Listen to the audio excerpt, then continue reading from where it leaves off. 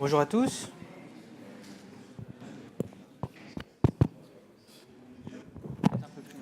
Bonjour à tous. Non, il est allumé. Ah.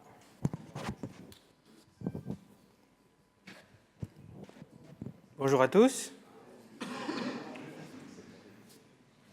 Est-ce que c'est bon pour le streaming, le son, ou c'est bon? Ok. Donc bonjour Paris. Donc je viens de Belgique. Je travaille sur l'open source monitoring et automatisation. Donc mon vrai job c'est consultant. Pour le moment, je travaille en Belgique sur une plateforme au niveau national qui est utilisée par tous les prestataires de soins, les pharmacies, les hôpitaux, etc. Sur principalement la partie monitoring.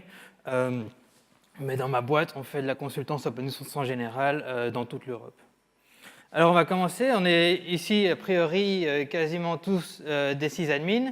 Et en tant que sysadmin, on a en général accès à beaucoup de choses. On a accès à beaucoup de systèmes, on a accès à beaucoup de devices, on a accès, quand les équipes ne sont pas très grandes, on a aussi accès aux bases de données. Et le pire dans tout ça, c'est qu'en plus, on y a accès 24 heures sur 24, 7 jours sur 7, parce qu'on est bien souvent on-call et responsable de tout le bousin, quoi. Donc, en partant de ce constat-là, a priori, on est bien positionné pour tout ce qui est monitoring et observabilité. En plus de ça, quelqu'un a inventé le mot DevOps, donc ça veut dire qu'on sait un peu plus ce qui se passe dans les équipes de développement, on est un peu plus près de ce qui se passe dans les équipes de développement, on est un peu plus près des équipes réseau, des équipes data center, on travaille tous ensemble, donc on est encore plus au courant. Et ça change plus vite, ça change tout le temps parce qu'il faut s'adapter tout le temps, on change d'échelle, ça évolue énormément. Et comment est-ce qu'on fait pour survivre dans tout ce monde-là, quoi? Alors il y a une définition de DevOps qui a été faite, mais il y a déjà quasiment 10 ans, qui dit que le DevOps, c'est un changement dans la culture, c'est mettre en place de l'automatisation, c'est mesurer tout ce qui est possible de mesurer et c'est de partager tout ça. Et dans cette conférence, justement, on va un peu toucher à tous ces éléments des principes DevOps, parce que ce que je vais vous proposer ici, c'est un vrai voyage dans un changement de culture autour du monitoring. Le point de vue automatisation également, c'est-à-dire que on va avancer pour devoir travailler moins, en tout cas faire moins de choses répétitives, etc. On va mesurer de plus en plus de choses et on va partager ça avec toutes les équipes. Donc on ne va pas monitorer juste pour l'équipe qui est on-call la nuit, ça ne sert pas à grand-chose à part à vous réveiller tout le temps pour rien. Donc on va avancer dans tous ces changements-là et on va faire un petit voyage ensemble. D'abord le monitoring. Le monitoring, c'est facile. Ça marche, le feu est vert, les voitures passent, tout le monde est content. C'est rouge, les voitures ne passent pas, ok. Jusque-là, on est d'accord. Ça, c'est du monitoring. Ça marche pas, c'est rouge, c'est vert. Parfois, c'est orange. Bon, il y a des voitures qui passent. Elles ne devraient pas, mais elles passent. Ça, c'est ce qu'on voit dans le monitoring traditionnel. Donc, ça marche pas. Peut-être ça marche. Ou bien, je sais pas. J'ai unknown. Ça, c'est les systèmes de type Nagios et Kinga. Sauf que moi, j'ai un problème, moi. Quand je vois ça, ça, c'est typiquement ce qu'on voit dans un Nagios. Et là, on se dit, ça marche ou ça marche pas? Est-ce qu'au final, est-ce qu'on fait un truc d'utile quand on a autant de rouge, autant d'orange? Est-ce que je dois me réveiller la nuit pour chacun de ces trucs-là? Et puis parfois aussi, ça c'est pas vraiment un feu rouge, qu'est-ce que c'est? Je sais pas. Comment est-ce qu'il faut l'interpréter? La voiture, elle peut passer, elle peut pas passer. Et parfois aussi, on voit plus rien. À la fin, on voit plus rien. On n'a plus aucune idée de ce qui se passe. Et ça, c'est pas le pire. Le pire, c'est ça. Là, le feu, il est vert. Donc, si je regarde le feu, tout va bien. La base de données, elle tourne. Le front-end, il tourne. Le process Java, il tourne. La route est bloquée.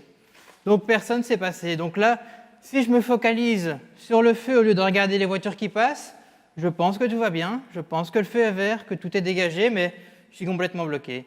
Et ça, c'est le vrai monde, quoi.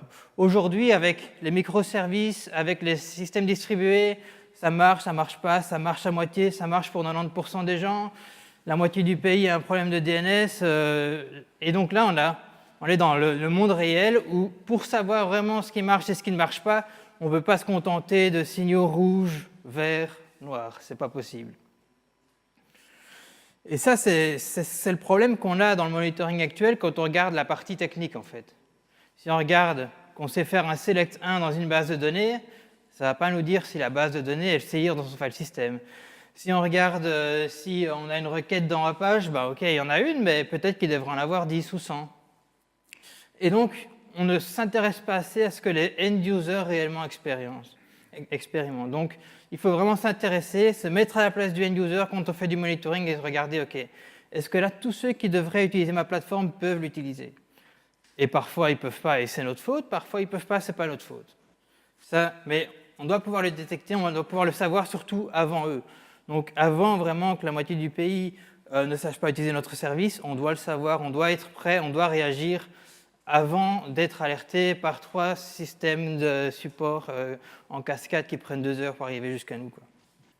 Donc voilà, donc regarder les feux rouges, c'est bien, ça ne va pas nous dire s'il y a des bouchons. Donc c'est pour ça qu'il y a un peu le principe d'observabilité qui est mis en place et qui va se concentrer autour d'un grand principe qui est la métrique. Et la métrique, c'est vraiment le point essentiel, c'est le centre de toute cette conversation en fait. C'est qu'est-ce que c'est une métrique, pourquoi est-ce qu'on en prend autant, à quoi ça nous sert, quoi. Parce que quand on regarde maintenant, on voit beaucoup de gens qui récoltent des tonnes de métriques et ils sont contents, on en a de plus en plus. Mais qu'est-ce qu'on en fait vraiment? À quoi ça nous sert? Alors, une métrique, c'est quoi d'abord? Une métrique, en général, elle a un nom. Et puis, on va lui donner des labels pour quand même la différencier. Parce que, par exemple, si le nom de la métrique, c'est le nombre de requêtes HTTP, je veux bien savoir, OK, je veux savoir aussi quel type de requête, vers quelle URL, quelle méthode est utilisée, est-ce que c'est un post, est-ce que c'est un get. Si j'ai un get, ça veut probablement dire que je n'ai pas vraiment de transaction business. Si j'ai un post, ça veut dire que peut-être l'utilisateur il achète quelque chose sur ma plateforme. Ou bien il me poste un message que je dois traiter. Donc les labels sont une valeur ajoutée sur chaque métrique. Ça indique aussi l'origine de la métrique. Donc ça vient du système 1, 2, 3, 4. C'est aussi intéressant. Et puis il y a une valeur, il y a un nombre. 0, 100, moins 100, n'importe quoi. Il y a des nombres à chaque métrique. Parfois ça change jamais. Parfois quand ça change, c'est mauvais. Parfois quand ça change, c'est normal. Voilà, des valeurs. Un timestamp aussi, quand est-ce qu'on a pris la métrique? Et ce qui est intéressant aussi dans les métriques, c'est que là où le monitoring actuel, il va aller voir toutes les 5 minutes si la database elle tourne, et donc si vous êtes down de 3 minutes, personne ne le saura. Ici, on va aller très régulièrement chercher les métriques, et pas en même temps sur tous les systèmes.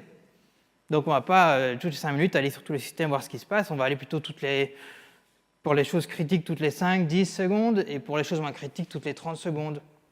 Donc là, on va commencer à brasser des données à une très haute fréquence, donc on va vraiment voir au fil du temps, mais aussi les petites anomalies qui ne durent que quelques secondes, on va pouvoir les détecter aussi. Parfois, on a du trafic qui fluctue de haut en bas. Si on ne prend que des moyennes, on ne le verra jamais. Donc voilà, donc une métrique. Voilà, le nombre de requêtes HTTP qui sont passées par un front-end. On met 3 labels. Dans ce cas-ci, on met le statut, le virtual host et la méthode. Donc ici, j'ai un nombre de requêtes HTTP en 200, qui retourne à 200 dans mon front-end, qui passe sur le site init.eu et qui sont des méthodes POST. Et puis j'ai une valeur qui est 18h23. Et j'ai un timestamp, voilà, le 18 octobre à 10h18, j'en avais 18023. Et puis je prends la même métrique 30 secondes plus tard, et là j'en ai 2123. Donc avec ce changement de valeur, je peux faire quelque chose. Quand je ne regarde que la métrique, évidemment, voilà, je dois faire un calcul, etc. Mais c'est là que les services de monitoring interviennent, et puis là ils peuvent me dire, OK, tu as eu 300 requêtes en 30 secondes, tu as eu 10 requêtes par seconde, ça c'est ton rate, et voilà. Et les labels me disent que ça correspond au nombre de posts sur le site init.eu avec le code de réponse 200. Alors comment est-ce que ça s'écrit ça? Ça s'écrit comme ça. J'ai enlevé quelques labels pour pas que ça soit trop grand sur l'écran, mais on a le nombre de requêtes totales, et puis on a des accolades, job égale, instance égale, et puis le code égale. Voilà, on peut avoir plus de labels. Alors les labels, ça ne s'étend pas à l'infini, évidemment, donc il faut quand même restreindre le nombre de labels qu'on utilise, et ça dépend de chaque use case business. Dans mon use case business, on n'a pas beaucoup d'URL sur lesquelles les gens viennent poster des informations, donc on peut se permettre de mettre les URL en label. Dans d'autres business, c'est évidemment pas possible, donc ça dépend évidemment. Donc là, on a une métrique qui monte tout le temps. Donc, dans les types de métriques qu'on va récolter, c'est le premier type, c'est les compteurs. Donc ça monte tout le temps.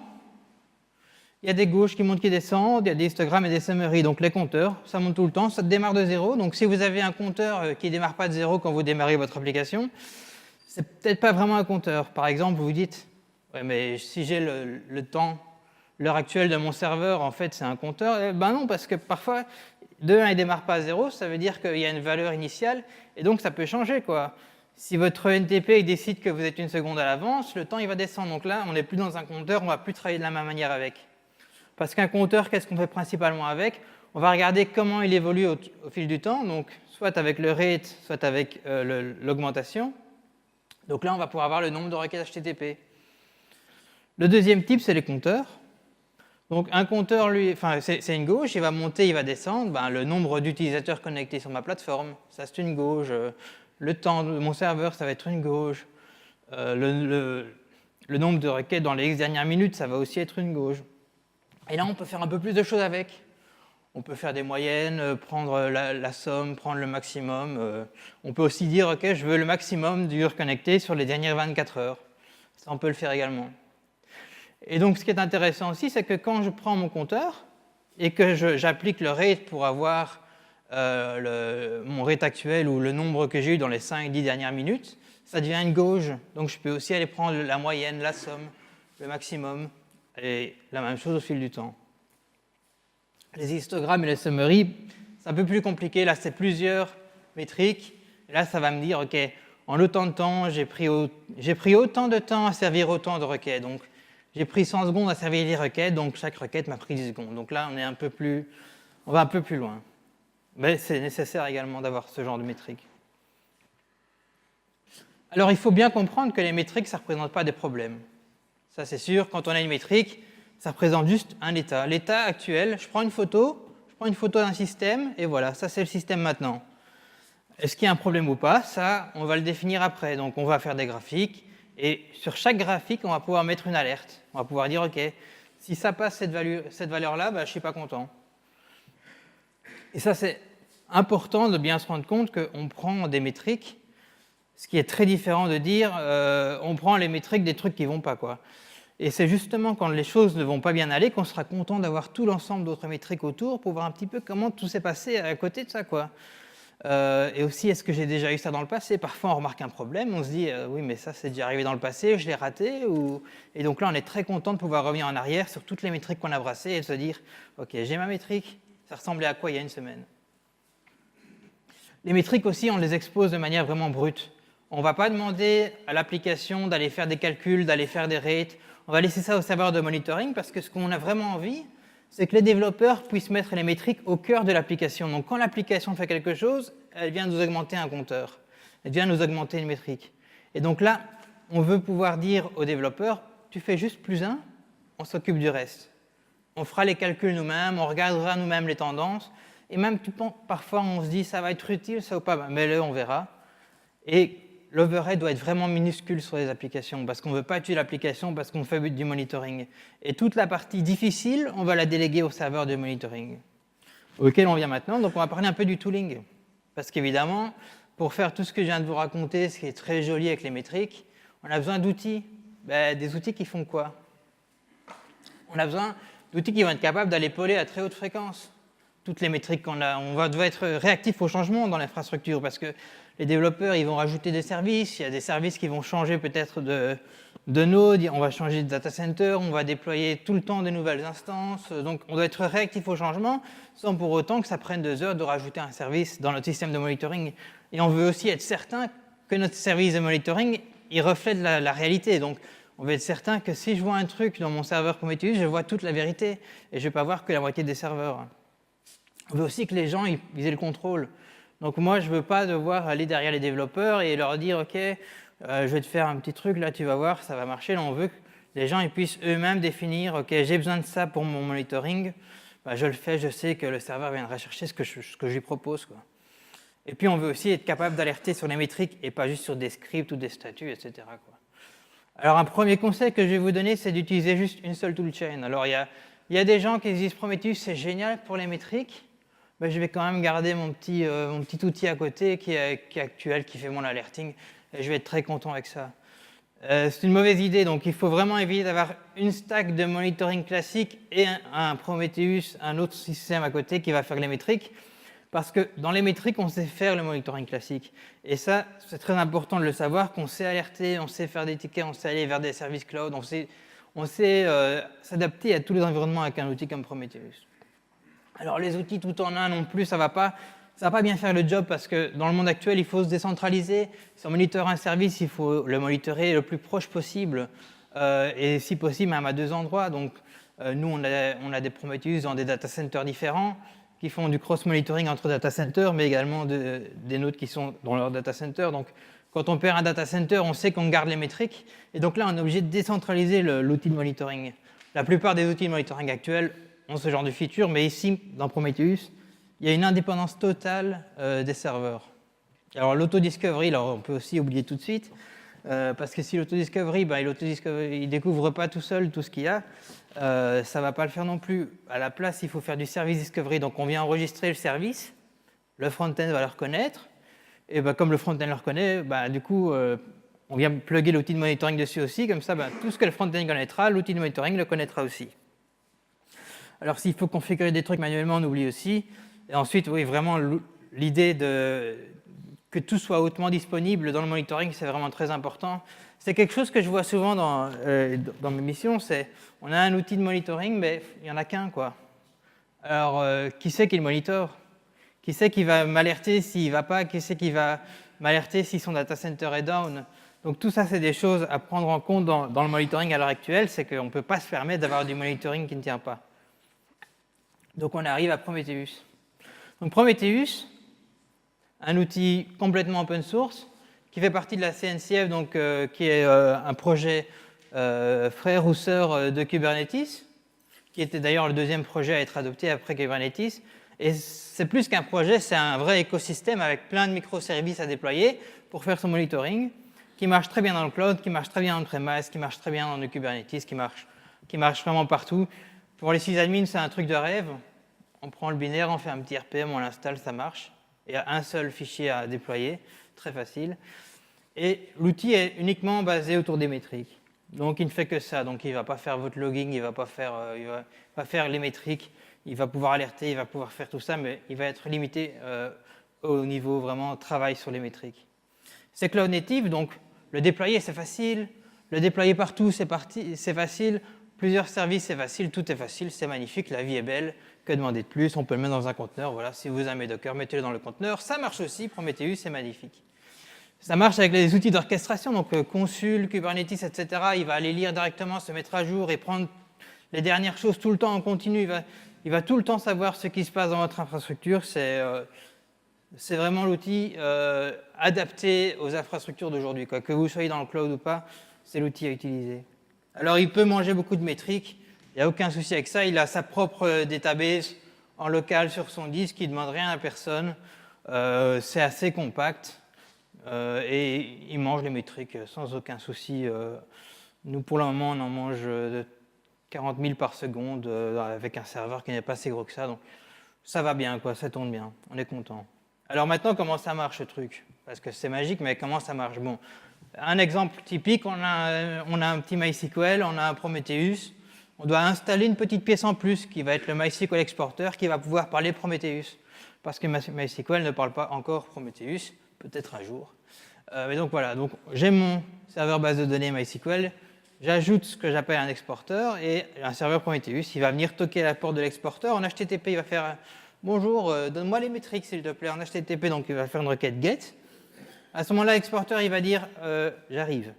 Il va chez le MySQL, il fait ses petites queries, il va faire « OK, donne-moi la table de toutes tes statistiques ». Hop, il la mange, et puis il la renvoie au serveur Prometheus, toujours dans la même requête HTTP. Donc Prometheus, lui, il fait juste une requête HTTP, il a la réponse, et puis hop, il va le mettre dans sa base de données, il va rajouter le timestamp, il va rajouter de quel serveur ça vient, il va rajouter de quel job ça vient, et voilà, c'est stocké, et on n'en parle plus. Ça, c'est la manière de récupérer les métriques.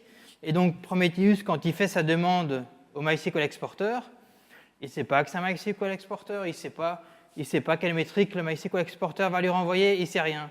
Tout ce qu'il sait, c'est qu'il va faire une requête, il va recevoir des métriques, ou pas, ou un truc mal formé, Il fera avec, il dira juste que c'est down. Et donc là, il va savoir, OK, voilà, j'ai interrogé quelque chose, j'ai reçu des métriques et je les stocke. Donc c'est du pool. C'est du pool. C'est du pool, mais du pool qui ne sait pas s'il va avoir. Donc il va faire de l'HTTP, il reçoit 1, 200, 10 000 métriques. Lui, il ne demande rien, il demande juste donne-moi les métriques. Et chacun est libre d'exposer ce qu'il veut comme métrique, donc d'un service à l'autre, d'une instance à l'autre. Les métriques peuvent être différentes et seront normalement différentes. Alors, quand on a des batchs, on peut parfois pusher vers un exporteur qui va retenir un petit peu les métriques. Ça, c'est quand on a des cron jobs qui tournent ou des choses ainsi. On peut faire un push vers un microservice intermédiaire. Mais c'est dans les cas vraiment exceptionnels ou dans les trucs vraiment qui tournent vraiment pas assez longtemps pour qu'on puisse venir chercher les métriques, quoi. Donc, l'exporteur, le principe de l'exporteur, c'est facile. Un truc qui expose de l'HTTP. Alors, si quelqu'un développe ici ou touche à un langage qui ne fait pas de l'HTTP, ben, je vous plains. Mais en général, à l'heure actuelle, tous les langages auxquels on touche sachent faire un petit serveur HTTP, ça ne coûte rien. Souvent, on intègre au serveur HTTP qui existe déjà dans l'application, et puis hop, on y va et on expose les métriques de l'application, quoi. Alors l'idée, c'est pas d'aller cacher les données, c'est chaque fois que Prometheus vient, il va aller chercher les vraies données qu'il y a derrière, quoi. Donc ça ne sert à rien de faire un truc qui va toutes les 10 minutes chercher une métrique et puis l'exposer de manière statique. Ce n'est pas l'objectif non plus de Prometheus, c'est vraiment d'avoir l'information au timestamp précis, savoir exactement ce qui se passe. Alors c'est bien beau, mais dans Linux 2.4, c'est vrai qu'il y avait un serveur HTTP built-in dans le kernel. Ils n'ont pas choisi de le réutiliser, de le réintégrer. Et donc, il y a des exporteurs qui sont utilisés un peu partout. Par exemple, le node exporteur que vous allez déployer pour récupérer toutes les métriques système, donc tout ce qui est disque, CPU, etc. Le Grok exporteur va vous permettre de lire les logs pour les applications qui ne sont pas capables d'exposer les métriques Prometheus, ou bien nous on l'utilise aussi pour aller voir les null pointer exception dans le code Java, enfin dans les logs Java, les trucs bien joyeux comme ça. L'équipe réseau a aussi un petit SNMP exporteur. Et puis il y a des black box exporteurs qui permettent de faire des tests débiles techniques. Le DNS marche, TCP marche, la requête HTTP, est-ce qu'elle donne ce que je veux, etc. Donc c'est aussi un exporteur qui est très utilisé, quoi. Un petit saut par Grafana, parce que maintenant je vais vous montrer un peu des exemples. Je vais quand même dire que ça vient de Grafana, parce que Prometheus, en fait, il est très nul, il est vraiment très nul pour faire des graphiques. Donc l'interface de Prometheus, c'est vraiment basique, c'est à la limite un peu spartiate. Et donc pour tout ce qui est présentation des métriques, on va préférer Grafana. Donc si vous ne connaissez pas, c'est open source, c'est du web. Leur spécialité, c'est vraiment la visualisation. Ils vont évoluer, ils vont aussi intégrer le logging dans Grafana. Dans les mois à venir. Dans Grafana, vous pouvez mettre du Prometheus, du Graphite, de l'InfluxDB, tous les systèmes de monitoring que vous voulez, et même les combiner dans le même dashboard, même dans le même graphique. Donc si vous avez du legacy, vous pouvez passer facilement Grafana de l'un à l'autre. Et il y a une API, pour ceux qui aiment bien les API, pour créer les dashboards, etc. Il y a des moyens d'automatiser tout ça, quoi. Donc maintenant, Grafana, au niveau du Prometheus, en tout cas de projet, ils disent on utilise Grafana, on ne propose rien d'autre que Grafana, ou quasiment rien d'autre, et donc tout le monde maintenant utilise Grafana autour de Prometheus. Et dans les installations de Grafana, donc Grafana, ils font ce qu'on appelle des appels maison vers le projet mère Grafana, qui permet de tirer des statistiques, et il y a une part grandissante de Grafana qui utilise Prometheus, quoi. Donc Prometheus, c'est vraiment la partie graphique Grafana, la partie graphique des métriques Prometheus, en tout cas.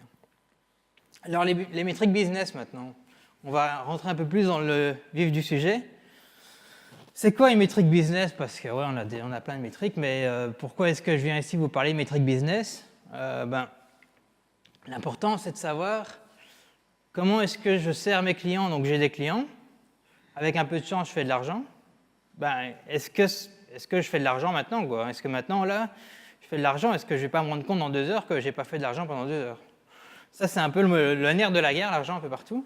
Et donc, il faut avoir une idée en temps réel de la qualité et du niveau de service qu'on offre. Ça, c'est très important et c'est l'objectif ici. Parce que personne ne va me payer parce que mon CPU, il tourne qu'à 10% au lieu de 100%, quoi. Personne ne va me payer parce que mon disque, il est vide. Ok, mon disque, il n'est pas rempli, c'est bien. Mais mon client, il ne va pas dire « c'est génial, tes disques, ils n'ont jamais été remplis l'année passée, je suis trop content pour toi ». Non, c'est pas comme ça que ça marche. Donc il faut vraiment les métriques qui vont nous dire « ok, ça marche » ou « ça ne marche pas ». Alors où est-ce qu'on va récupérer les métriques? Je vous propose 3 pistes. D'abord au niveau des front-end, parce qu'en général, c'est la porte d'entrée pour tous les services. En tout cas, dans beaucoup de business, c'est la porte d'entrée. Donc, tout le monde passe par là. On va en profiter. On va aller directement se plugger dessus. On va aller récupérer les métriques. Au niveau DB, là, c'est là qu'on a les informations consolidées, où on a des métriques un peu plus fines que ce qu'on a au niveau des front-end. Donc, c'était très intéressant aussi d'aller voir ce qui se passe au niveau des DB. Et là, je ne parle pas d'aller voir si la DB fonctionne, parce que ça, moi, qu'elle fonctionne ou pas, ça m'est égal. Le client ne va pas payer parce que la DB fonctionne, il va payer parce qu'il a réussi à acheter un truc, quoi.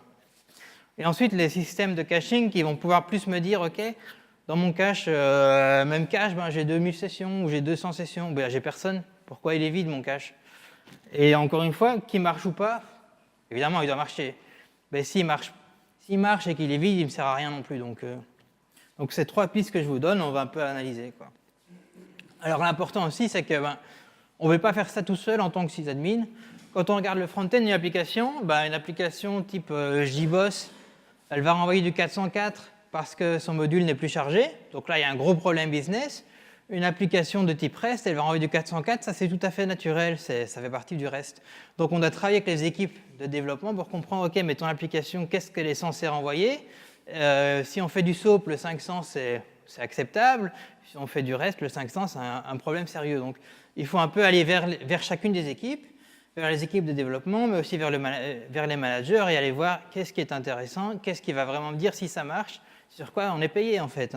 C'est un peu ça l'idée. Donc, où est-ce qu'on commence dans tout ça? Parce que là, il y a beaucoup de choses. On va prendre des métriques des front-end, mais qu'est-ce qu'on va prendre dans quel but? Alors, il y a 2 méthodes qu'on utilise. La méthode use tout d'abord. Donc, pour tout ce qui est une ressource, on va faire du use. Donc, on va regarder à quel point la ressource elle est utilisée. Est-ce qu'elle est utilisée, oui ou non? Est-ce qu'elle est trop utilisée avec le S, donc la saturation? Mon CPU qui est à 100%, c'est peut-être pas normal. Mon front-end qui utilise tous ces workers, c'est peut-être pas normal. Et ensuite, le nombre d'erreurs. Donc, est-ce que j'ai des erreurs dans mon processing? Est-ce que j'ai des erreurs au niveau réseau, des paquets qui sont droppés, etc. Et dans pas mal de business, il y a des business asynchrone aussi qu'il faut regarder. Quand j'ai un backlog à traiter, est-ce que je le traite? Est-ce que je le traite assez vite? Est-ce qu'il n'arrête pas de grandir? Et des choses ainsi. Donc, ça, c'est la première méthode qui est la méthode use. Alors, à ça, il y a tout ce qui est vraiment synchrone. Donc, on reçoit une requête. Et là, c'est la méthode read qui va être, OK, le R, ça va être le nombre de requêtes. Donc, combien j'ai de requêtes maintenant qui arrivent. Le E, le nombre d'erreurs. Et le D, la durée. Parce que quelqu'un qui utilise votre service, mais vous prenez 5 secondes à répondre, il va peut-être pas être très content, quoi. Donc, ces 3 éléments qu'on va regarder au niveau des services synchrones, c'est la deuxième méthode. Donc, au final, pour les vrais services bien complexes qu'on aime tous, on va reprendre les 4. On va avoir le request rate, la saturation, l'error rate et la duration. Et ça va être vraiment les 4 choses qu'on va regarder pour monitorer un service. Alors, quelque chose avant qu'on avance plus loin. Rappelons-nous bien que tout ceci, c'est du monitoring. Donc, il ne faut pas se baser là-dessus pour aller faire de la facturation. Il ne faut pas se baser là-dessus pour aller trop loin. Ici, le but, c'est vraiment savoir est-ce que ça marche, est-ce que ça ne marche pas. S'il y a des analyses fines à faire, on devra quand même aller dans l'Elasticsearch, aller voir les logs détaillés, aller dans la DB. Pour facturer, on ne va pas non plus utiliser le monitoring. Voilà, parce que dans la vie du monitoring, il y a des choses qui se passent. Il y a 2 serveurs, c'est parce que parfois il y en a un qui va tomber. Donc tout ça, il ne faut pas se reposer là-dessus pour faire des choses vraiment plus fines, plus poussées, des choses qui demandent plus de temps de processing. Ici, on veut de l'instantané, on veut vraiment savoir maintenant, là tout de suite, ça marche, à la seconde, est-ce que ça marche? Prenons un premier exemple. Donc ici, j'ai un système de caching. J'ai un serveur Hazelcast et il contient des sessions. Donc Hazelcast, c'est une base de données en mémoire. Je mets des sessions utilisateurs dedans. Et là, voilà, les tokens qui sont dans Hazelcast, là, il y en a 5. Sauf que, qu'est-ce que ça veut dire? En fait, ça me donne le nombre d'utilisateurs qui sont connectés à mon système. Donc, je peux le voir de 2 manières. Soit je vois le côté technique, OK, j'ai des tokens, OK, c'est bien, le truc marche. Soit je sais maintenant, OK, il y a 5 utilisateurs connectés sur ma plateforme. Donc là, c'est 2 manières de voir la même métrique. C'est plus intéressant de voir qu'il y a des utilisateurs connectés que de voir qu'il y a 5 tokens dedans, quoi. Qu'il y en a 5000. Quand on dit token, ça ne parle pas forcément. Si on écrit directement, voilà, en fait, au niveau business, c'est des sessions concurrentes, j'ai 5 utilisateurs, et je le sais, et je peux travailler là-dessus. Donc, le fait de voir ça comme une métrique business, même si à la base c'est une métrique vraiment entre guillemets technique, ça me dit, OK, la plateforme elle fonctionne, les gens savent s'authentifier, il n'y a pas de souci. Donc s'ils s'authentifient vers un partenaire extérieur, le partenaire il marche aussi, donc on sait utiliser ici mon service. Et je sais aussi la plateforme elle est utilisée maintenant, quoi. Donc ça veut dire que si je voulais installer un truc maintenant et foutre la plateforme down pendant une demi-heure, c'est peut-être pas le bon moment parce qu'il y a 5, 10, 15, 100 utilisateurs. Donc ça permet de savoir aussi au niveau business à quel moment je peux prendre des risques. Et ça, si on ne sait pas que ce truc-là veut dire le nombre d'utilisateurs connectés, on est un peu dans le chou, quoi, et on est un peu dans l'invisible. Donc le fait de montrer à tout le monde, voilà le nombre d'utilisateurs connectés, ça offre une perspective différente, et même à nous en tant que sysadmin, quand on est réveillé la nuit et qu'on voit qu'il y a des utilisateurs connectés, c'est un peu moins grave déjà peut-être. Peut-être qu'on peut relativiser un peu, peut-être qu'on se dit on n'aurait pas dû m'alerter, ça fonctionne ici. Ça permet aussi de savoir, OK, le matin j'ai 100 utilisateurs connectés, l'après-midi j'en ai 50, le soir j'en ai 10, et je remarque que toutes les semaines c'est pareil. Et donc on peut prédire un peu comment la plateforme va se comporter, un peu voir comment ça va se passer, etc. Donc ça c'est aussi intéressant à savoir pour observer, OK, ça veut dire quelque chose dans le temps, quoi. Alors dans la DB, aussi intéressant, donc nous on a une DB avec des transactions dedans, on va piocher dedans les informations un peu plus fines, où là on va avoir le statut, mais au niveau HTTP, tout ce qui n'est pas vert là, c'est du 500. Donc le front-end ne me suffit pas pour me dire, OK, l'erreur 500, là, on renvoie un subfault, mais qu'est-ce qu'il y a dedans vraiment? Ça, on va voir au niveau DB. Pas si la DB fonctionne ou pas, ça, c'est pas le problème ici, c'est savoir, OK, on a des erreurs 500, on a 50% d'erreurs 500 peut-être. Est-ce que c'est ma faute? Est-ce que c'est parce qu'un service n'est pas disponible chez moi? Ou bien est-ce que c'est parce que la requête qu'on envoie, elle est dégueulasse? Et là, en allant voir au niveau de la DB, vraiment le statut qu'on a émis au niveau business, me permet de savoir, OK, ça, c'est pas chez moi, c'est encore quelqu'un qui utilise la plateforme de manière un peu inattendue, quoi. La durée aussi, donc on a des durées en DB, mais là où au niveau du front-end, moi j'ai le end-to-end un petit peu, je sais savoir, OK, ça m'a pris 5 secondes pour servir le client, dans la DB, je sais 5 secondes, dans 2 secondes, là, il y a une pique là, mais je sais que la pique, c'est pas chez moi, parce que c'est en jaune ici, donc je sais, c'est chez mon partenaire que ça a pris du temps. Donc il y a probablement eu un souci chez mon partenaire à ce moment-là, et là, les métriques me disent directement, OK, on se calme, c'est pas chez nous le problème, et on voit directement que le problème vient d'ailleurs, quoi. Ça, c'est en allant plus au niveau DB, là où j'ai vraiment les détails dans mon audit log. Donc, la DB, il y a des exporteurs SQL, donc ça dépendra de votre plateforme SQL. Mais après ça, il faut absolument aller parler aux équipes DBA, aller parler aux équipes de développement pour savoir quelle query je peux tourner pour avoir des résultats rapides qui ne vont pas tuer ta DB parce que la query, je vais la faire toutes les 30 secondes quand même et qui vont me donner des informations. Bon, l'idée, en plus avec GDPR encore plus, c'est pas d'aller chercher toutes les données de la DB et de les mettre dans Prometheus. Si vous voulez ça, vous pouvez plugger Grafana directement sur votre DB, hein, si vous voulez vraiment tuer votre DB. L'idée, c'est une photo assez simple pour savoir vite où est le problème. Maintenant, s'il y a un gros problème et que je dois aller voir dans la DB quand même ou dans mon outil de pilotage, OK, c'est acceptable, mais voir qu'il y a un problème d'abord, essayer de s'en approcher le plus avec le monitoring et ne pas juste regarder que la DB marche. C'est surtout ça, en fait. Et la DB, en priori, on récupère des données de qualité dedans, quoi. Alors, il y a un petit piège avec les DB, avec les queries DB, justement, c'est qu'il ne faut pas se dire, OK, on n'a plus besoin d'autres interfaces pour aller voir dans la DB, on va tout mettre dans Prometheus, quoi. Il faut vraiment garder en principe l'idée qu'ici, on fait du monitoring et on ne va pas faire du reporting, de la facturation, des trucs ainsi. Donc ça, c'est très important, il faut vraiment le garder en tête parce que on a envie, hein. On y va, on va apprendre de plus en plus de trucs. Et si je prenais ça en plus, on fait un peu son shopping. Gardons en tête l'esprit vraiment monitoring ici de la chose. On est là pour faire du monitoring. Au niveau front-end, donc on est dans la méthode RED ici. On va d'abord regarder mon request rate. Alors ici, dans mon graphe, je donne plusieurs informations. D'abord, je donne le rate général. Puis j'ai le rate par serveur. Donc les 3 couleurs de vert, c'est 3 front-end différents. Et puis à un moment, je bascule de data center et je passe sur 2 serveurs bleus.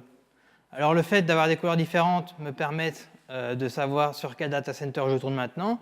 Et je prends vert et bleu parce que c'est acceptable d'être sur le deuxième data center, ce n'est pas un problème. Si c'est un problème, je l'aurais dessiné en rouge. Donc là, on a un changement de data center normal. Je le vois apparaître et je vois mon rate, je vois le rate par serveur, j'ai plusieurs informations sur mon graphe et je me contente de ça. Ce qui, dans Prometheus, se fait comme ça. Donc, je me fais une petite gauche là avec le ray. Donc, je regarde avec le nombre de requêtes HTTP combien j'en ai sur les 5 dernières minutes, 10 par seconde, 20 par seconde. Et puis, je fais la somme par instance. Donc là, j'ignore tous les autres labels, en fait. Donc là, même si j'avais une métrique à la base qui me donnait le status code, qui me donnait l'URL, qui me donnait n'importe quoi, ici, je fais une somme uniquement par instance et environnement. Donc, je prends que la prod par serveur, par exemple. Donc là, même si on a beaucoup de métriques, beaucoup de labels à la base, à un moment, on les enlève pour présenter une information quand même qui est lisible et compréhensible. On ne va pas mettre tous les labels dans chacune des queries, ça n'a pas dans chacun des graphiques. On va plutôt, par exemple, séparer. Donc ici, maintenant, OK, j'ai mon rate, et maintenant, j'ai mon error rate. Donc là, je vois, je suis en dessous de 5% d'erreur 500. Donc là, je vois, voilà, bah, si mon graphe n'est pas tout orange, ça va, quoi. Je suis en dessous de 2%, pardon. Donc, c'est un peu de bruit comme ça, mais je sais que c'est normal. Donc, ça ne m'inquiète pas, quoi. Donc là, c'est un peu plus compliqué. Donc là, je vais regarder tout ce qui est du 200, tout ce qui n'est pas du 200, donc je prends ma query. La query n'est pas correcte, elle est peut-être pas correcte, je ne sais pas, l'égal et le point d'exclamation, bref, c'est un exemple. On va dire que c'est du pseudocode. Et donc, on va prendre tout ce qui n'est pas 200 et puis on va le diviser sur tout le reste. Donc on va dire, voilà, ça veut dire que tout le reste, tout ce qui n'est pas là, le reste des 100%, là c'est du 200, donc a priori, c'est bon. Ben, je ne vais pas venir polluer ici avec le 200. Ici, mon but, c'est vraiment de voir les erreurs.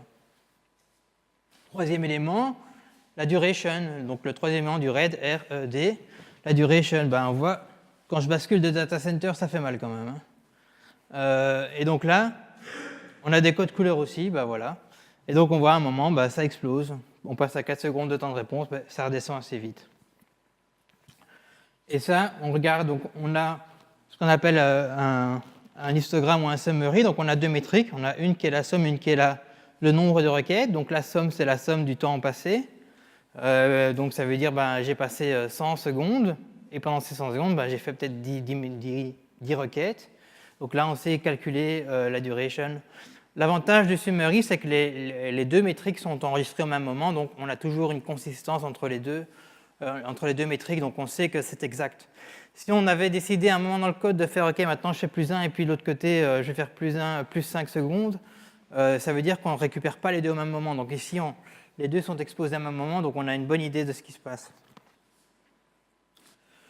Alors, qu'est-ce que ça m'apprend de regarder les front-end? Parce que, ouais, OK, c'est bien beau de regarder les front-end. Quel rapport avec le business? Il y a des requêtes, c'est bien. Ben, ça me dit déjà que mes utilisateurs, ils viennent sur ma plateforme, ils l'utilisent. Ça me dit combien il y en a qui l'utilisent. Donc, est-ce que j'ai du trafic? Est-ce que je vais faire de l'argent ou pas? Est-ce que c'est du trafic de qualité? Donc, est-ce que j'arrive à les servir, ces utilisateurs? Parce que personne ne va payer pour une erreur 500, quoi. Enfin, à partir du moment où vous ne servez pas votre business, vous n'allez pas être payé. Donc, est-ce que ce que je fournis, c'est de la qualité? Et puis, combien de temps ça prend? Donc, au niveau du front-end, on a vraiment la durée end-to-end. Donc, si le front-end devient lent, que ce soit moi ou pas, que ce soit moi, mon partenaire, ben, un petit coup de téléphone, il va m'arriver à moi, quoi. Il ne va pas arriver chez le partenaire qui répond en 5 secondes. Parce que le client derrière, ben, c'est moi son point d'entrée. Je suis le front-end, je prends la responsabilité, c'est moi qu'on va appeler. Donc j'ai intérêt à savoir avant le client que c'est lent pour que quand on me téléphone, je ne sais pas, attends, je dois contacter 3-4 équipes, on va aller voir à gauche, à droite. Là où il suffirait d'avoir un bon monitoring, un dashboard qui nous montre ça directement. Et voilà. On va rajouter une dimension maintenant, parce que là, on a, OK, c'est bien beau. J'ai un super beau graphique. Là aussi, moi, je trouve ça super joli. Maintenant, c'est normal, ça? Je crois que c'est normal. Donc, il faut rajouter... Il manque quelque chose pour savoir, est-ce que c'est normal? Parce que, OK, je fais 30 requêtes à la seconde, je suis super heureux. Mais on va rajouter le temps maintenant. Parce que moi, ça m'arrange de savoir, OK, c'est bien, c'est génial, on a 100 transactions à la seconde. On est monté à 125 ce matin, c'est génial. Il est midi, on n'est plus qu'à 5, c'est normal ou pas, les mecs? Qu'est-ce qui se passe? Tout le pays est parti manger ou quoi? Donc, on a une méthode. On va aller chercher donc, ce qui s'est passé dans les 7 dernières semaines, exactement à cette heure-ci, donc à midi, par exemple, 10h33. On va regarder ce qui s'est passé, puis on va prendre la métrique du milieu, on va prendre la médiane, et on va se dire, OK, là, on a un truc. On exclut les pics d'utilisation, donc si quelqu'un nous lance un batch, une semaine, on ne va pas le voir. Si tout à coup, il y a un incident, on ne va pas le voir non plus, donc on prend la valeur du milieu et on va se dire, bah voilà, ça va être notre norme. S'il y a des jours de congé aussi, ils vont être exclus, du coup, vu qu'on exclut les 3 plus bas, on exclut les 3 plus hauts et on va avoir une norme. Alors, dans Prometheus, on fait ça en rajoutant juste à côté de la métrique offset et puis la durée. Donc, offset, je pense que ça, c'est du pseudocode aussi, parce que dans ma mémoire, on ne sait pas dire les semaines dans Prometheus. Je ne sais pas. Je pense qu'il faut mettre 7 days. Ben voilà. Donc là, on peut aller chercher la métrique au moment où je fais ma query, mais 7 jours en arrière. Alors, Prometheus permet d'enregistrer ça. Donc, je vais enregistrer ça. Je vais mettre un label en plus. Donc, j'enregistre mon rate de requête HTTP il y a une semaine et je vais mettre un petit label il y a une semaine. Et puis, je fais pareil avec 2 semaines. En réalité, je ne fais pas comme ça. Je fais dans Ansible et je fais une boucle. Hein. On ne va pas s'emmerder à faire ça à la main. Mais l'idée, c'est ça. Donc, on va faire un fichier. On va dire enregistre-moi une nouvelle métrique qui va être mes requêtes dans le passé. Tu mets un petit label when en plus. Et puis après ça, hop, broup, magique. Je vais dire, OK, le premier max ne sert à rien sinon à enlever le label when. Donc la première ligne sert juste à enlever le label when. Ensuite, je vais faire, voilà, je prends la plus basse des 4 plus hautes valeurs. Donc je prends la médiane, quoi. Et donc là, qu'est-ce que ça donne pour mon business? Ça donne la ligne bleue qui est ici. Si vous ne la voyez pas, en fait, elle est juste au-dessus du total de mes autres requêtes. Et donc là, j'ai un truc, je peux comparer. Et je sais, OK, je reçois, ici, à mon avis, ça devait être après le temps de midi. Voilà, je reçois 40 requêtes à la seconde. On réouvre la boutique, ça remonte jusqu'à 60 l'après-midi, mais c'est pile poil, ou quasiment pile poil sur ma ligne bleue. Donc, a priori, je suis bon, quoi. A priori, tout va bien, la boutique tourne. Alors maintenant, un partenaire ne répond plus présent. Du coup, là, je vois qu'il y a un incident, alors que traditionnellement, on serait passé à côté, parce qu'on a encore des requêtes qui passent, il n'y a pas d'erreur sur les requêtes qui arrivent, etc. Mais je vois quand même que là, on perd un paquet de requêtes, quoi.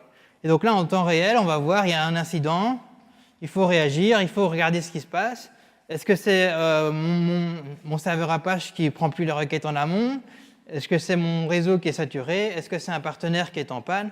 Et donc là, on a vraiment, grâce à l'idée de la norme, on voit vraiment la différence entre un comportement qui est normal et qui est anormal. Donc là, c'est là où la puissance du niveau time series des métriques apparaît.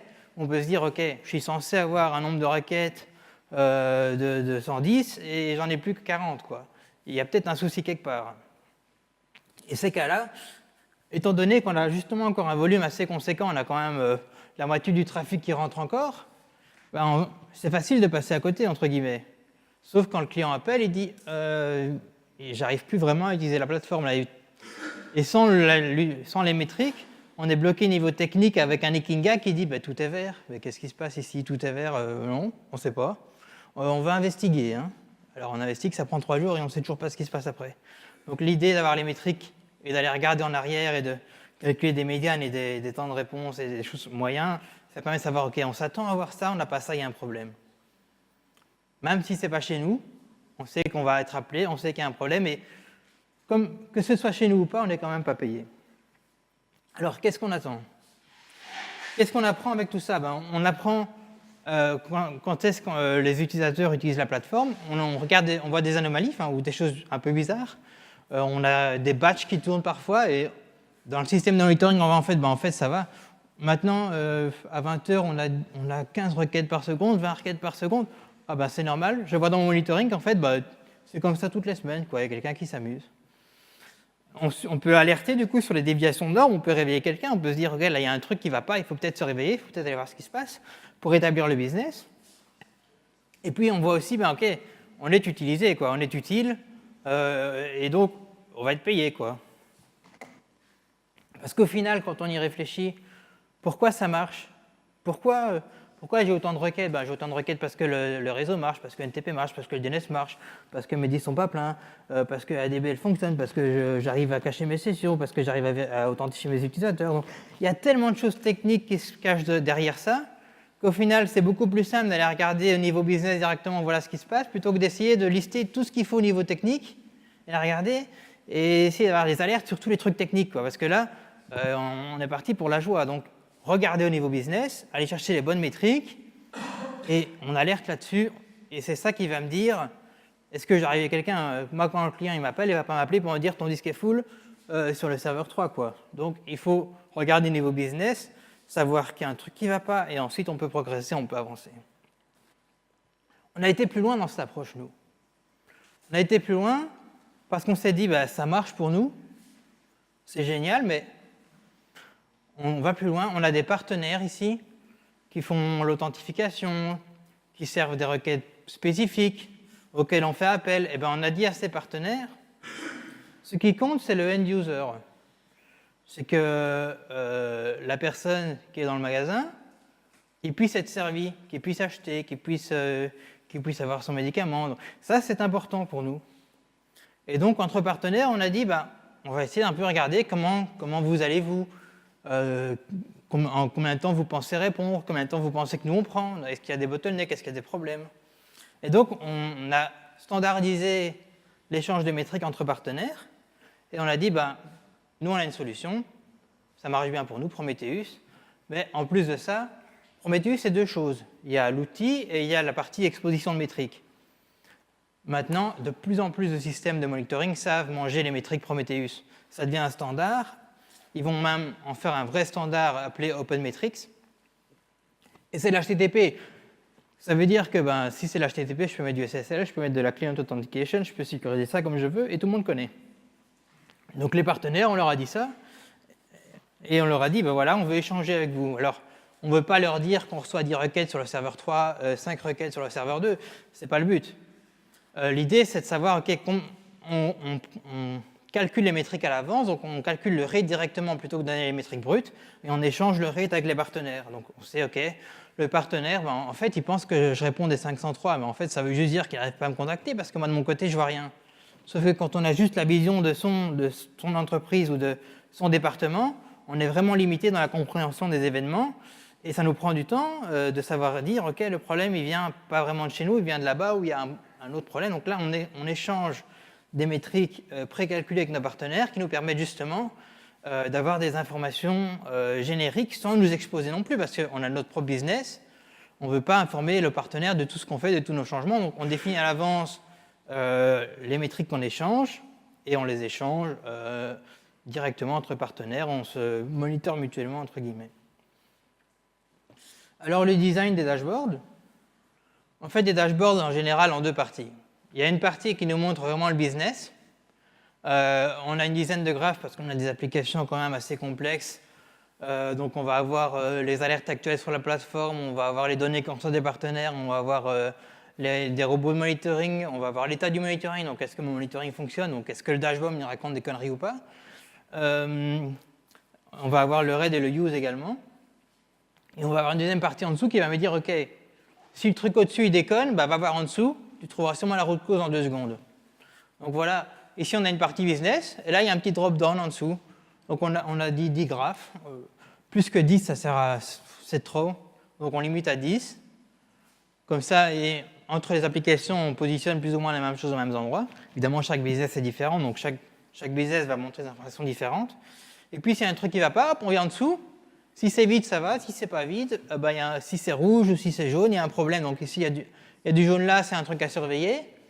On voit qu'il y en a tout le temps, donc c'est pas un problème. Il y a du rouge à côté. OK, là, dans ce cas-ci, on sait qu'il y a le serveur DNS qui est un petit peu jeté à ce moment-là. Puis on a les serveurs Windows qui ne sont pas du tout à l'heure. Mais donc, les soucis, on les voit directement ici. Et l'idée en bas, c'est que ça devrait être vide, idéalement. Et quand il y a un truc qui déconne au-dessus, en général, il y a un truc qui s'allume bien en rouge en dessous, qui nous montre bien directement d'où vient le problème. Et ça, c'est un truc qu'on construit au fil du temps, mais sur lequel on met pas on le voit en fonction des problèmes qui arrivent, quoi. Au début, on a commencé avec 2-3 graphes en dessous, et surtout le business au-dessus, c'est ça qui compte, quoi. C'est est-ce que le business il marche ou pas, et ensuite on rajoute en dessous les trucs, et on essaie de le garder vide, quoi. Ça, c'est quand même l'objectif. Une autre technique quand on fait les dashboards, c'est de se dire, OK, j'ai un dashboard, je vais le mettre, OK, voilà le dashboard, ça c'est un autre truc du business.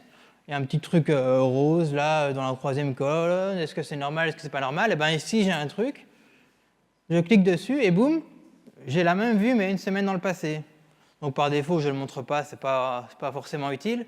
Mais en cliquant dessus, je vois, OK, ben c'est bon, la semaine passée, j'avais pareil, quoi. Donc, a priori, c'est quelque chose qui est normal. Et si je suis dans des métriques un peu plus fine-grained que juste me dire, OK, la moyenne de machin de ces dernières semaines, non, ici, c'est vraiment juste la semaine passée, ça ressemblait à ça. Et puis, on a une variable en haut dans notre Grafana qui permet de dire, maintenant, je veux voir 2 semaines en arrière, 3 semaines en arrière, ou la veille. Et donc là, on peut vite, on est plus dans l'exploration de données, de savoir vite, OK, qu'est-ce qui est normal, qu'est-ce qui n'est pas normal. Alors, à côté des dashboards généraux, dans Grafana, on peut mettre des liens aussi. Donc, on peut vite, il y a un problème ici, il y a un truc qui déconne ici. Vite, je clique, hop, et j'arrive sur un deuxième dashboard qui va montrer plus précisément les problèmes. Donc, directement, je peux faire du drill down entre dashboards pour aller chercher l'information cohérente que je veux. On peut aussi mettre de l'aide. Donc, voilà, j'ai besoin d'aide ici. Voilà l'aide d'achat proxy pour chacune des métriques que j'ai. Donc là, on a des informations qu'on n'a pas besoin d'afficher tout le temps, mais si quelqu'un en a besoin, il a la documentation directement, quoi. On fait des dashboards aussi quand on lance des nouveaux produits. Donc on extracte les données relevantes et on fait des dashboards temporaires quand on lance un nouveau produit, par exemple, pour qu'on puisse tous avoir les yeux rivés dessus. On les échange avec tout le monde, les équipes, les managers, les autres équipes. Comme ça, tout le monde peut être attentif aux nouvelles applications qu'on lance, même si après ça, c'est refondu dans la base du dashboard général. Et tout ça, on a des conventions. Donc, ce qui est rouge, ça ne va pas. Ce qui est orange, jaune, il faut faire attention. Et ce qui est bleu, vert, ben, c'est bon, c'est nickel. Même chose pour ce qui est chez nous, chez les partenaires. Donc en général, si c'est rouge, il y a un problème chez nous. Si c'est jaune, on dit que c'est un problème chez le partenaire. Et ça permet de lire tous les dashboards de manière assez rapide, quoi. Les codes HTTP aussi. Donc partout au monde des codes HTTP, on va choisir le même code couleur. Même si ça ne veut pas toujours dire la même chose au niveau business. Alors, une petite note sur le côté. Donc, nous, on fait nos dashboards avec JSONet, qui est un langage de programmation qui permet de faire du JSON. J'ai lancé le projet Graphonet. Si vous voulez jeter un œil, si vous voulez savoir comment automatiser tous vos dashboards Grafana, allez jeter un œil, je vous y encourage. J'accepterai vos merge requests, vos pull requests avec plaisir. Et c'est hébergé sur le GitHub de Grafana. Alors, conclusion maintenant. Donc, l'idée d'avoir de l'Alerting Business, ça permet de répondre très rapidement et très vite quand quelque chose ne va pas.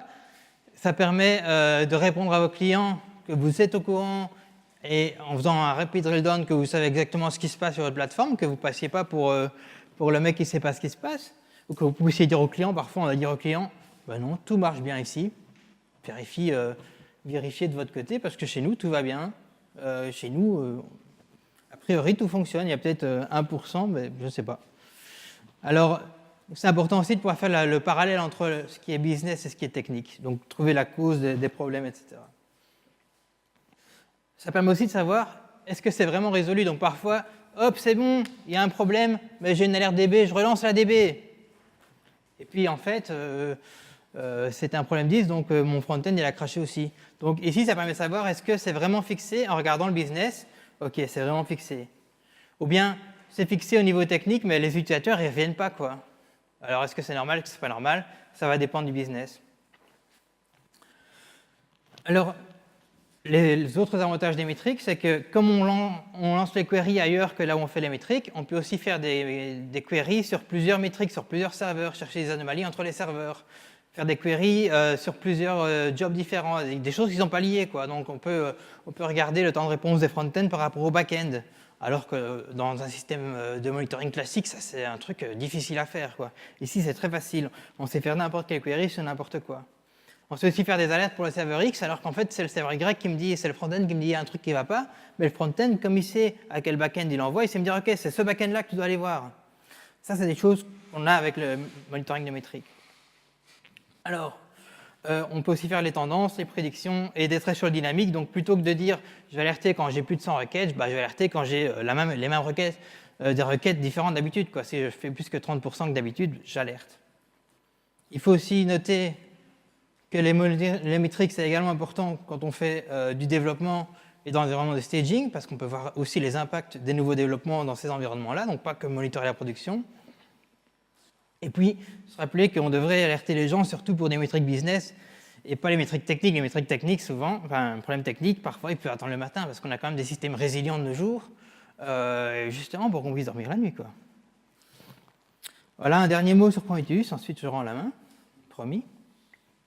Donc Prometheus, on fait du pool, on a des targets, mais on ne sait pas à l'avance ce qu'on a, donc pour mettre du pouvoir dans les mains des gens, c'est très pratique. HTTP comme transport, ça ouvre beaucoup de possibilités, également pour les partager avec d'autres équipes, d'autres partenaires, et ça devient un standard.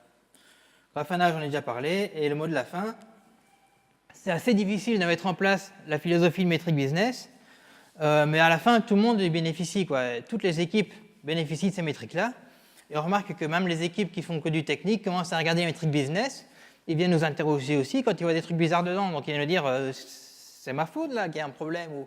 Donc là, on a vraiment un partage entre équipes parce qu'on se base juste sur le business, un truc que tout le monde peut comprendre, voilà, l'argent tout le monde comprend en général, et donc l'idée de savoir est-ce qu'on marche, est-ce qu'on ne marche pas, ça respecte tout à fait la philosophie du DevOps, du modèle DevOps. On se dit tout le monde est responsable, on partage vraiment la responsabilité, les connaissances et on travaille tous ensemble.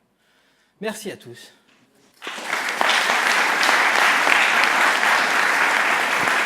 Questions ? Si vous avez des questions, demandez le micro. Bonjour. Bonjour. Je voudrais savoir si, selon vous, ce genre donc d'approche signe, on va dire, la mort de certains outils comme Ikingan, Agios et consorts. La mort, je ne sais pas, parce que elles tendent aussi, tous ces outils-là tendent aussi à évoluer vers un modèle un peu plus de métrique, etc.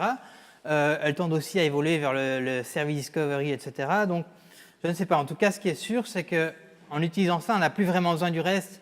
Et il ne faut pas faire l'erreur de vouloir garder absolument le reste, parce qu'on a toutes les cartes en main juste avec Prometheus. Mais la mort, je ne pense pas qu'on va avoir la mort. Il y a encore beaucoup de gens qui utilisent ces systèmes-là. Et elles vont sûrement évoluer vers la même approche, quoi. En tout cas, pour Ikingan, Agios, je pensais que c'était mort. Mais... Bonjour.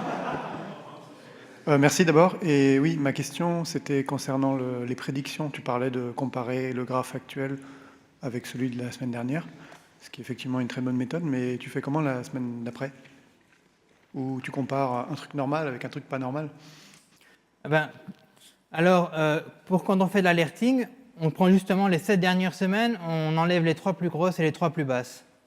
Comme ça, s'il y a un problème, s'il y a une anomalie, on a 3 semaines de marche, quoi. Donc ça, c'est pour l'alerting, mais pour la visu? Pour la visibilité, en fait, en haut de notre graphe, on peut choisir, je veux voir 1 semaine, 2 semaines, 3 semaines, et donc si on voit que c'est différent la semaine passée, on va voir, ok, maintenant je prends il y a 15 jours.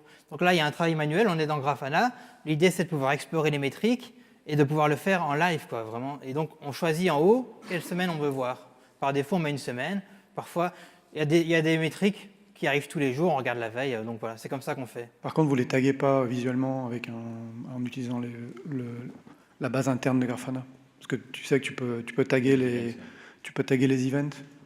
Non, pour ceux qui ne connaissent pas, par exemple, qui ne connaissent pas le dashboard.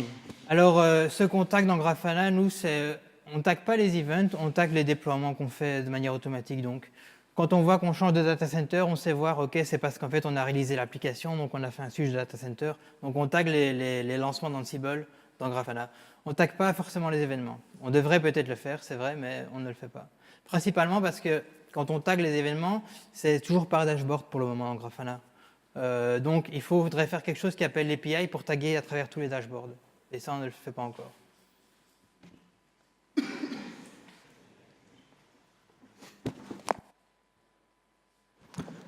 Deux petites questions. Est-ce que tu connais un module dans Grafana pour les daltoniens? Je n'en connais pas. Par contre, Kibana, eux, ils font des efforts pour les daltoniens. Mais dans Grafana, je n'en connais pas, non. D'accord. Tu as déjà participé à une migration d'un outil de monitoring qui est sur une version push vers un Prometheus version pull? C'est quoi la réaction et l'adaptation au niveau un peu SI, quoi? J'ai pas fait vraiment de migration de l'un à l'autre. J'ai remplacé un truc qui marchait pas par un truc qui marchait. Du coup, on y a vu plus clair et ça s'est passé assez bien. Mais on n'a pas vraiment fait de migration d'un truc qui fait du pull vers un truc qui fait du push. On est passé d'un Cacti vers un Prometheus. Donc, personne ne s'en est plaint, quoi.